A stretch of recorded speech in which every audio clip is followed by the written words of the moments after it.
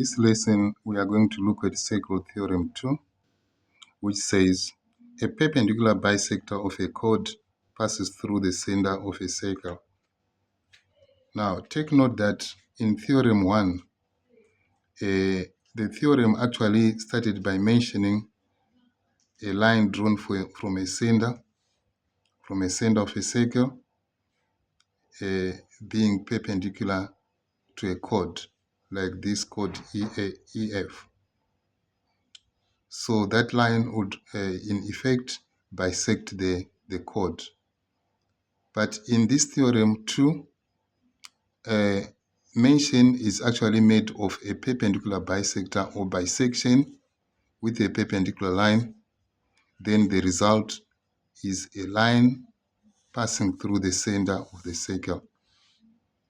So to bisect chord EF in this circle, we can use compasses.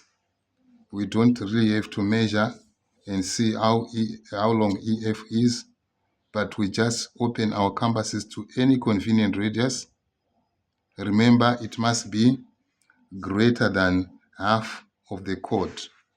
We are going to apply the first basic construction. We apply the first basic construction, which says to bisect a given line. So here with the line segment AB, and we actually bisected by drawing arcs on both sides of AB with a certain radius. So this is the construction that we are going to apply here. Putting compasses at point F, we draw an arc on one side of the line and another one on the other side. We don't have to change the radius. Then we change the compass point to E. We strike an arc to cut the first arc and another one to cross the second arc. So the points of intersection of these arcs is this one and this one. So we take a straight edge and draw a line passing through these points of intersection. So this line here is a perpendicular bisector. And we have to take note that it has automatically passed through the center of the circle. And because it's a perpendicular bisector, we can check the angles of intersection at point G. Point G is the midpoint of EF. So we can use a protractor center at G, and we check. Now we're reading from this side or from the other side, we can see that this is an angle of 90 degrees. The same applies to the other side. Center of protractor at G, and one of the zeros on the line, on the perpendicular bisector, we can confirm that this is an angle of 90 degrees. So EF and OG are crossing each other at 90 degrees, but OG is passing through the center of the circle. So this is basically the circle theorem 2, which is actually a reverse of theorem 1. It's starting from the other side. So we need to look at the application of this theorem in solving problems. So let's look at this question.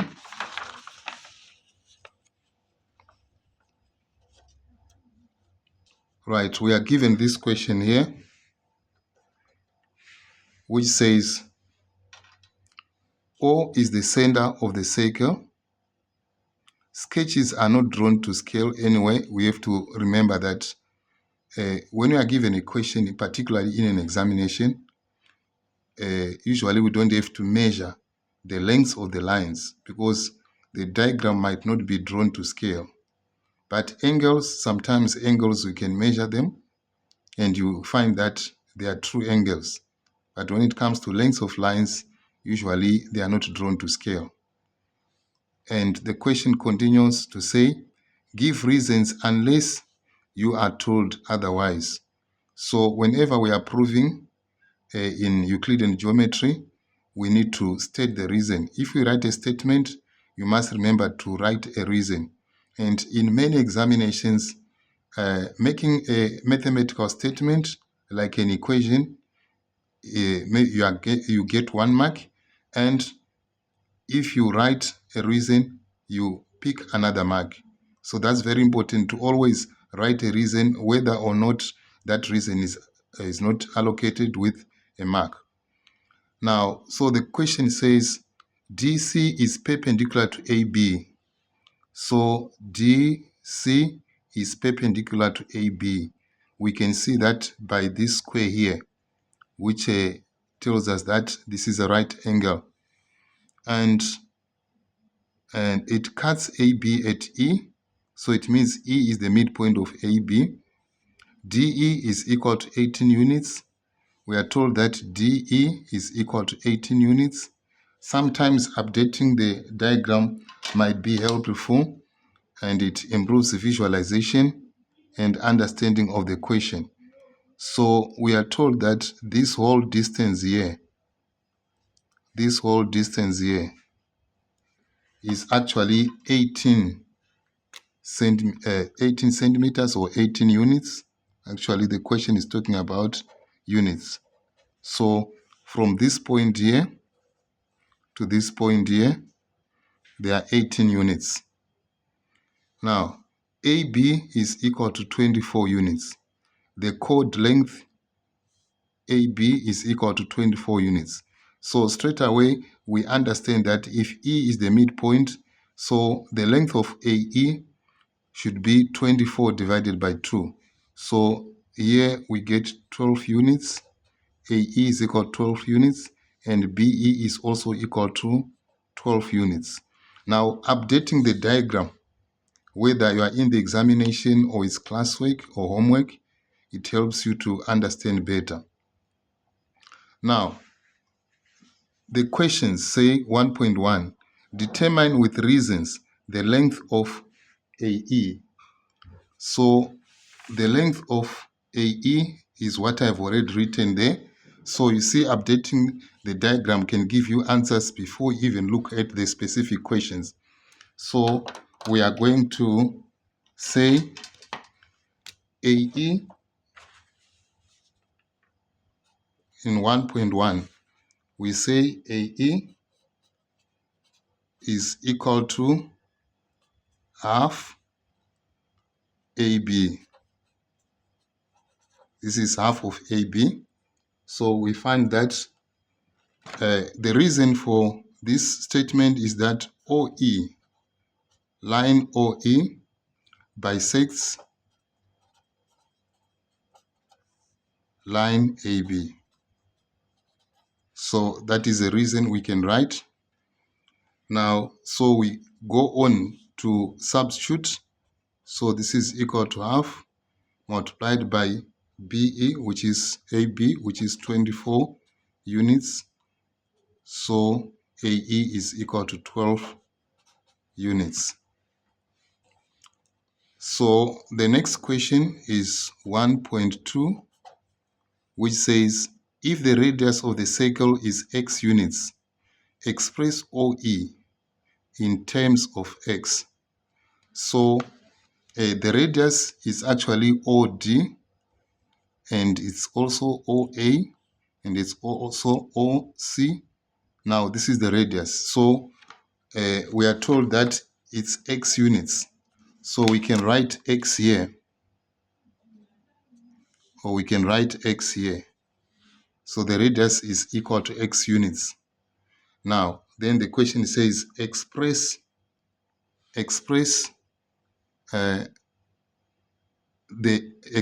OE in terms of x. OE is this one here. So if we know that DE is equal to 18 units, and this is the radius equals to x, then we can create an equation. So OE plus x OE plus X equals to 18 units.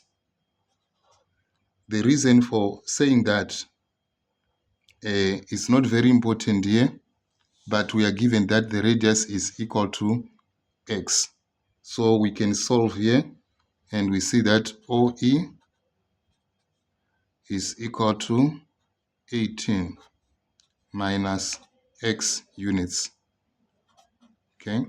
When we transpose X, it has to go there. We are isolating OE because the question is asking us to express OE in terms of X. So OE should be on its own side of the equal sign.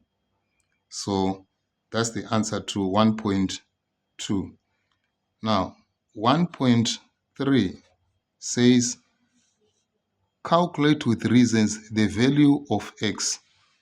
Calculate with reasons the value of X.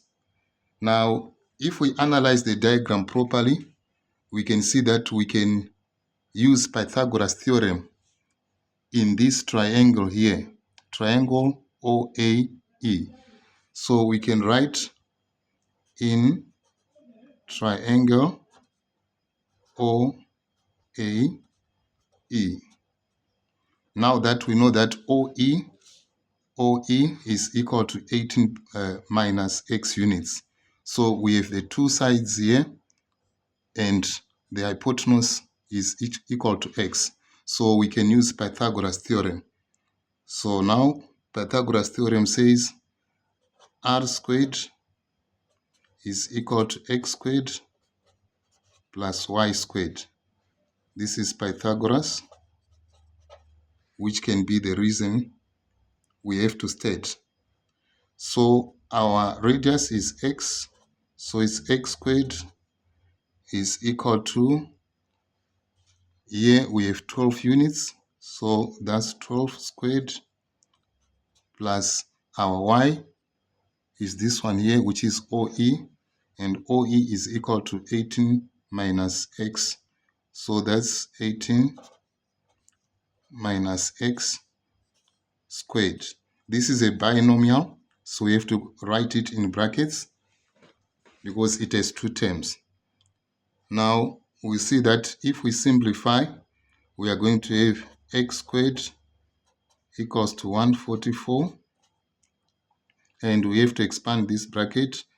This is plus 18 minus X into 18 minus X.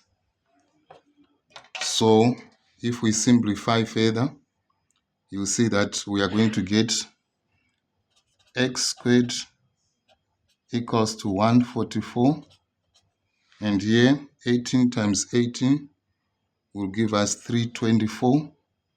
So this is plus 324, and 18 times negative X, that's negative 18X, minus X times 18, that's negative 18X, minus X times minus X will give us positive X squared. So we check like terms. Here 144 and 324 are like terms, so we have to add them together. So X squared is equal to 144 plus 324 is 468. Then minus 18X minus 18X, these are like terms, so they'll give us minus 36X. Then plus this X squared. Now, if we look at the equation that is resulting here, you can see that this X squared can cross the equal sign to the left, so that we are going to have X squared minus X squared, and we can also take a term with X to the left side. It's negative here. When it crosses over, it's going to be positive 36X. We can leave this 468 on the right side of the equation, so we write 468. Now, X squared minus X squared will give us a 0, So we remain with 36x equals to 468. Now we can divide here by 36. If we divide by 36, then we can go to the calculator if the number is big like this one and check. On the calculator, we see that the value of x is equal to 13 units. So this has helped us to answer the three questions, 1.1, 1.2, 1.3. Our lesson ends here. Don't forget to subscribe. Don't forget to share, comment, and like. Thank you. Until then.